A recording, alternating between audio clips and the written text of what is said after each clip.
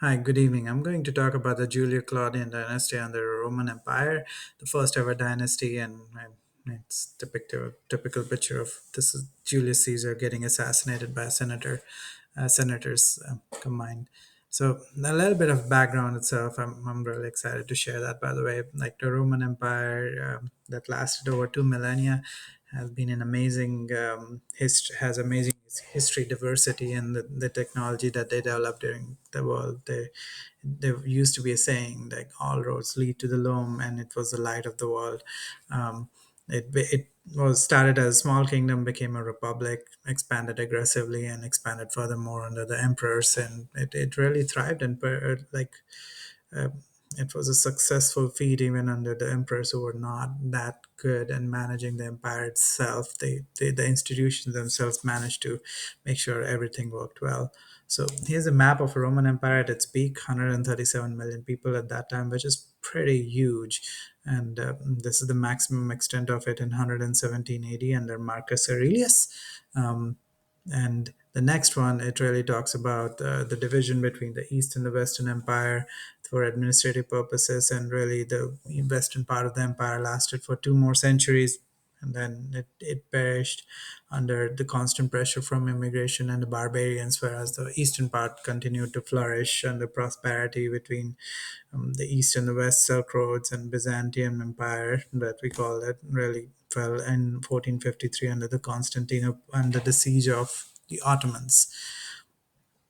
Without further ado, let's talk about the Julio Claudian dynasty. It really started with Julius Caesar winning civil wars with the Senate and the Pompey, and then establishing himself as the unquestioned dictator. However, he was assassinated by a group of senators. Then Octavian, his nephew, now known as Augustus, um, claimed the inheritance and fought to avenge his murderers, and then also consolidated his power on the empire and became the unquestioned emperor of the dynasty he established that started from him and ended with Nero. So a little bit about all the emperors, like even though there was some misadministration in among some of them, but the empire continued to flourish and prosper. So it started with Augustus. He really started the law and order, taxation, all roads were built, huge road network was built under him. And the saying says all roads go to Rome really started around that time. Tiberius, he followed Augustus says I would say recipe, and made sure that he heeded to his advice of not expanding the empire further but consolidating and making the financial strong. Caligula, on the other end, when he took over, he had emptied out the treasury in grandiose games and really tried to bring public opinion under him, but he also antagonized a lot of population with treason trials, and the noble class was not happy with it either. So as a result, he was assassinated afterwards. Claudius, his uncle, Caligula's uncle that came afterwards, he was an efficient administrator, and Rome got back to the track of expansion, becoming better with financials and administration.